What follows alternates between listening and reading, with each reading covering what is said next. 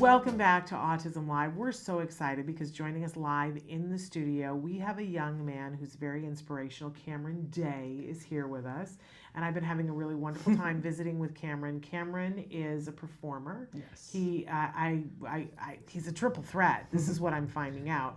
Yes. He's an actor and a singer, and you dance as well, or you're I'm working on it. You're yes. working on it. Yes. Well, you know, I mean, you can be a triple threat, but you can't be perfect at all of them. Usually there's one that is a little bit more got to be worked on. Right. And it's respectable for it to be dance, so don't worry Yes. about that. So Cameron, you're 17. Yes, I am. And so you're a junior in high school, but Yes. you are performing, and we've been talking today about passion. Yes. And how people have a right to be passionate about the things that they're passionate Absolutely. about. So, and I have gleaned already that what you are passionate about is musical theater. Yes.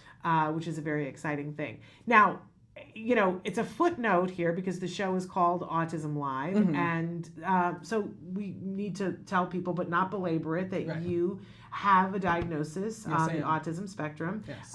But there's so much more to you than that, and that's what we want to focus on. Yes. But so I understand. When was the first time that you knew that you loved performing?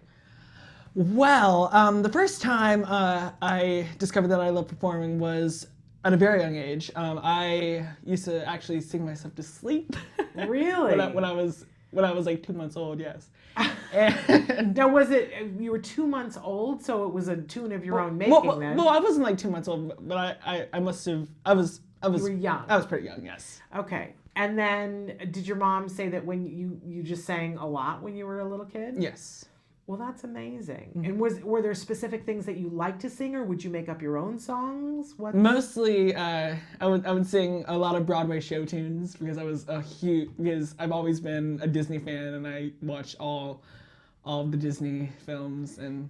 Okay, so I'm a Disney film fan too. What's your favorite all-time Disney? Oh gosh, it has to be The Lion King. Really? Yes. Okay, and have you had an opportunity to see The Lion King? Yes. On stage? Yes. And I'm sure that was a pretty big. I love it. Do you love The Lion King? It's such a phenomenal show. Right? Yes. I love puppets, so the whole way that they use those huge animal puppet things makes me very, very happy in The Lion King. And like, even though it's the same show, like seeing it like multiple, like in the amount of times that I've seen it, it never gets old. Right. It's How like, could it? It's pretty timeless. And there's a lot of young performers that are Yes. used in that show.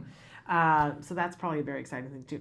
But so you started liking Disney things, and then that sort of lent itself towards making the move to Broadway, because one of the things that Disney has done, because back in my day, Disney wasn't doing a lot of Broadway shows, Right. but somewhere around in the 90s they said, hey, this makes sense. Right. Let's take things like Lion King and make a stage And Beauty and version the of- Beast. and Beauty and the Beast, and Right. so many other things now that they've done, and they take them to Broadway. So you started getting interested in Broadway musicals. Yes. And you've been to New York. Multiple times. Yes. And we were just talking before about The Color Purple. Yes. Before we came live on the air, we were talking about. But you mentioned that you had been to see a little show that hasn't done so well that nobody's heard of. Called It's won 11 Tony Awards. Right. Don't get me wrong. Hamilton. Yes. And what did you think when you saw Hamilton?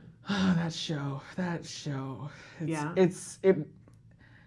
It has a mind of its own, really, and just the way, even though there's a lot of rapping in the show. Yes. And like you think you like when shout out to my mom. Hi, mom. She when she first saw the show, she was just like, how am I gonna follow this? And Right. like there's no way I'm gonna follow the rap. But then once you sit down, Yeah. it all just falls into place. I gotta say, a lot of times I'm not a big rap fan Right. person. I'm of the age of people who usually aren't, Mm-hmm. and I can hear myself saying things that my mother used to say. I'll say, I don't understand what they're saying. My Right. mother used to say Exactly. that all That's the time, right. Right. And I'm a big we were talking before, Cameron and I, about the fact that my background is theater, and then I have an MFA in theater. Right. And what I didn't tell you is I used to teach college theater. That was Right. one of the things. I used to be a professor teaching college theater, and I'm a big fan of.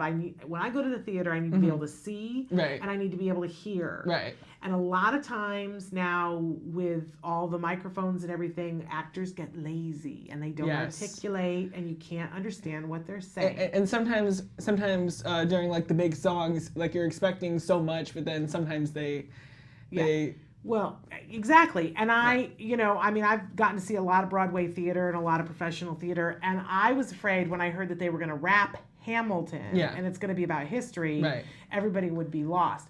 But every time, and I've not yet seen it live on stage, but I've seen lots of clips but I'm amazed the actors articulate like crazy. And I actually have a friend who was actually in the show. Really? Yes. And do they ever talk about how much work they have to do to be able to be heard and understood? Yes. So what I love about this is that so many young actors are so passionate about Hamilton that I think it's going to breed a bunch of actors in this next generation who won't be mushmouth actors. Right. Like, clearly you have good articulation. Is it something that you work on because of that? All the time, because I do stutter a lot, and I haven't heard a is, stutter. I don't think anybody is. So you're working on it, and it's working. Right. Amazing. But I would imagine that that's because you have a passion for this. And this is one of the things that we're talking about today, is when you have a passion for something, you will spend hours on it. Like, what kinds of things do you do to work on articulation? Do you do a lot of tongue twisters, or? Well, actually, shout out to the Los Angeles County High School for the Arts, my school. Yes. The theater program is they teach you, like, they're very specific on what you need, and like they like we have a dialects class, and like we also have a lot of like acting for camera, and like a ton of acting stuff. Okay. And they really work with you to project and really articulate well, so you can be heard throughout the theater, and they're really good about that. It's an important thing. I think Yes. it's one of we have to see and we have to hear, right? You could be doing a great job performing, but if I can't see you and I can't hear you, I don't know what you're doing, right? Well, I love that.